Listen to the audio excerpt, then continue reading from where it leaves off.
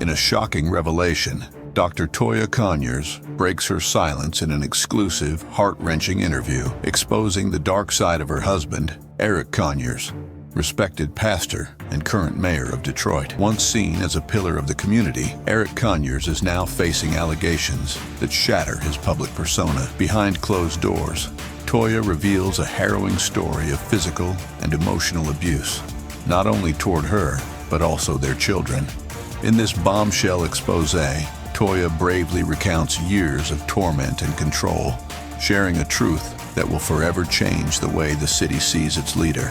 This is Abusive and Toxic, the truth about Eric Conyers. The Dr. Toya Conyers interview.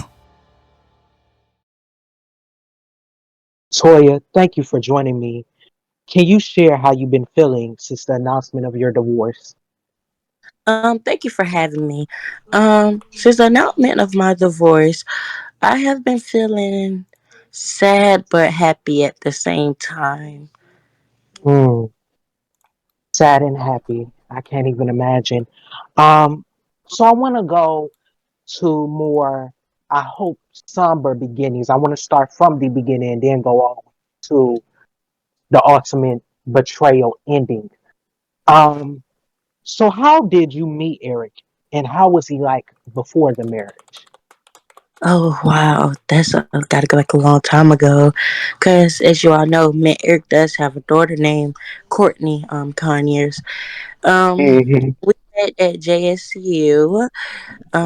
We in the summer of the '90s, and Wow. we kind of started from there. And then when my daughter turned 5, we split up, and Eric went and got with his other wife, and we kind of reconnect in 2024. Mm. So you've spoken about the challenges in your marriage. Can you elaborate on some of the most difficult times you both faced together? Yes, one of the first difficult times we wasn't married, we was just in relations when Eric and his wife took our 5-year old daughter from me when I was getting abused by Eric and things of that nature. And so it brings me to this question I want to ask you. Would you say that the marriage was overall toxic? And if so, Yes, what certain behaviors or situations do you feel contribute to that toxicity? the marriage was very toxic and he contribute to it. Him and his anger issues. When he just used to get mad out of nowhere and punch holes in the wall, throw silverware, throw plates, and hit me and like throw me around just like if I wasn't human. And so, did you have that cycle that a lot of women who suffer with domestic violence, they go into this denial where they want to leave, but then the man says, "I'm sorry," and I'm sorry. Did you forgive him each time? Did you go? Was there a point where that you wanted to leave, but you couldn't leave because you felt, you fell into that cycle? I could say I did. I actually had a monster and I had a manipulator. So I wanted to leave so many times, but it always wrote back in my head that I needed Eric, and that was my financial status at the moment. So I always stayed through it and hoping that God would get me through it, and He did each time. How was the nature of your relationship impacted your family life and your children? Well, it only impacted my older children. When it comes down to my younger children, it really doesn't impact them because they wasn't there during those trying times, and it really hurt my daughter Monica because she was there most of the time as my oldest child when that beast came up out of Eric, and she was actually there the first time that Eric decided he was going to punch me in the eye and give me a black eye. Mm. And I want to ask you, since you brought up your daughter Monica, did she encourage you to leave, and who and what served as your support system during this difficult time? Well, as my child was only 16, there would a mother wouldn't quite listen to their child at that age because they're still a minor. And Well, so there's been times where I could just be in the room crying and she'll come in there and things of that nature and try to comfort me and say, Mom, I just we can't leave. But as a 16-year-old, they wouldn't understand why we just couldn't walk out the house and leave. And as we did live in Detroit and my family lived in Georgia, I really didn't have a support system. Well, I only say that because I think about Whitney Houston, who had some troubles with Bobby Brown, and she spoke to Oprah in 2009, and she said that her daughter encouraged her to leave, and her daughter around that time was about 15 and 16. So that is why I asked that question. I wanted to know if you could relate or your daughter had that similar situation when it came down to it. Hmm. Okay. Um, what have you learned about yourself through this experience? And how do you plan to move forward? Never let a monster manipulate you into staying somewhere where you don't want to be stayed, and know your worth and your values. Mm. And what are your personal goals now that you are starting a new chapter in your life? Well, we actually just had a family meeting about it the other day. One of my personal goals is to run for governor and start my own university one day. Wow, great. And so that brings me to how do you hope the public will perceive you and your story as you navigate through this transition?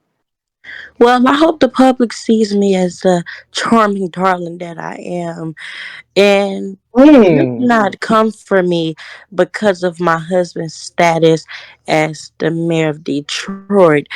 And I really? hope that he doesn't try to overuse his powers as mayor to make the citizens of Detroit think I'm just this monster that he was married to, when in reality he was the monster. So are you still fearful that he will try to blackball you, or are you fearful that he is a danger to your life still? Do you have any restraining orders or anything like that of that nature? There's currently not no restraining orders against Eric at this moment because I actually still do have love for Eric, and we're currently still married. Okay, so I want to get into what are some steps that you are taking to your own healing and personal growth following the divorce? Because I mean, you go back to him, or you still say you have love for him, but I just want to understand, as a woman who is going through this, how are you still trying to, how can you still love a person like that, knowing what he did to you and what he could possibly try to do again if you give him that space? And How not are you able to trust him in any sort at this point? not to mess up your words or anything, but he's filing for divorce, not me. Um, so in this time, I'm doing yoga, and I'm going to see a counselor.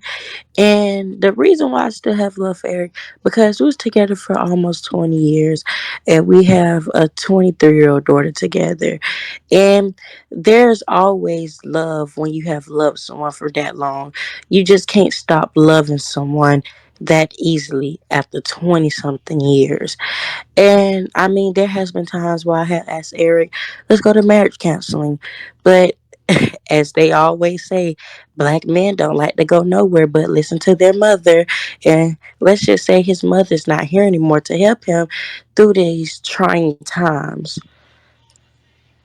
So you want to be that somewhat mother. And add on, I want to add on that how could you, I just don't understand. So basically, if y'all never divorced, you would have still dealt with this. You would have still, you know, are you only doing this because people can't say, well, she's only doing this because he divorced her. Oh, she's scared she's gonna lose everything or whatnot. Is that true? Would you say, what would you say to those people that feel that way?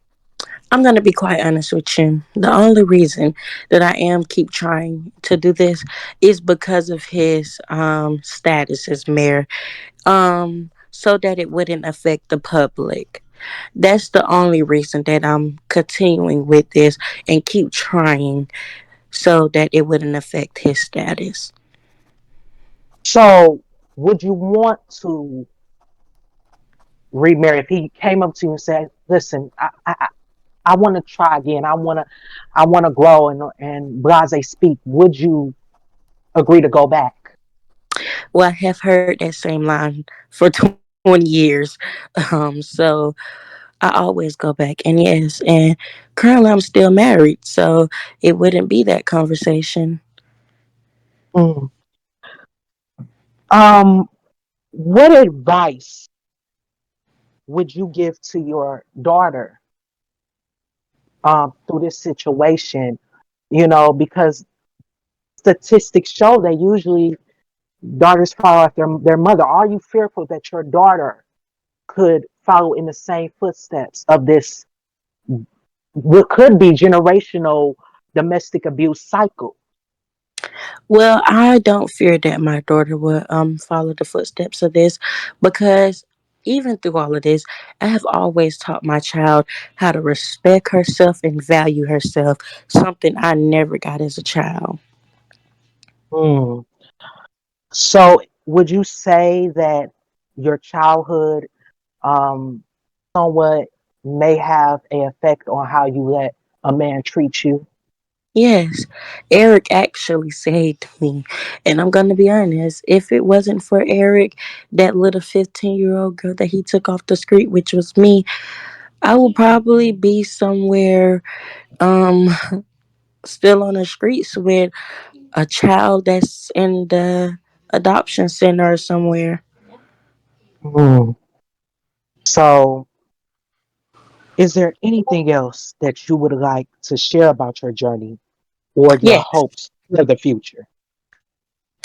Well, when it comes to this journey that I'm on, I just want the public, the viewers, to know a little something about their mayor of Detroit. So, if you was to go into the Pastor Eric's church, you and go into his office, you would still see the pictures of his ex-wife up and my child in that picture. And you may say, why would Eric get mad and just hit her? Because Eric used to get mad when I used to bring up his ex wife and the fact that they took my 5-year old daughter from me and I didn't see her for years. And just when I used to bring up the situation, that's why he used to get mad and hit me. Hmm. Well, how are you feeling right now? I'm feeling good about it because the truth is finally coming out.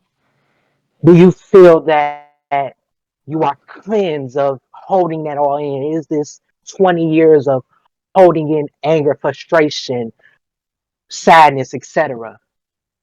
I don't feel like none of this will go away at all. Mm, Because you still have a really? child to feed for and a child to care for. And if I'm going to be quite honest, now that the truth is coming out, I quite fear for my life.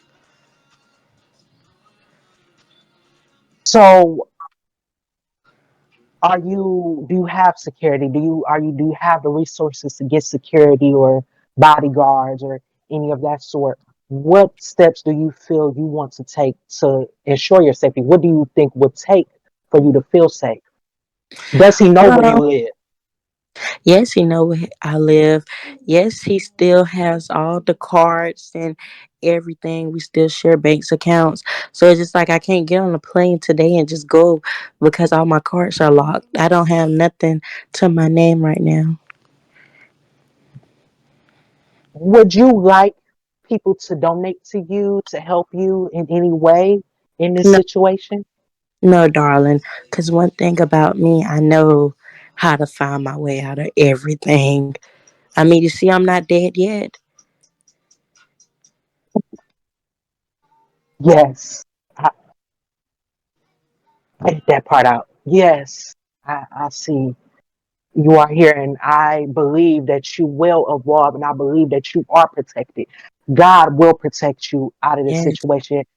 And I hope you know that there is a light out of this tunnel, excuse me. And what you are doing is brave because not a lot of women can do what you do.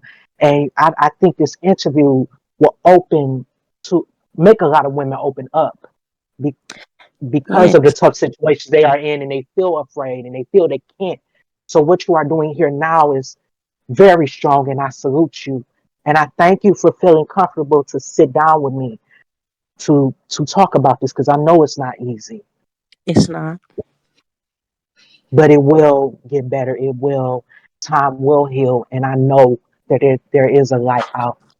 I thank you. I thank you for coming. You're so welcome. And I thank you for having me. Of course.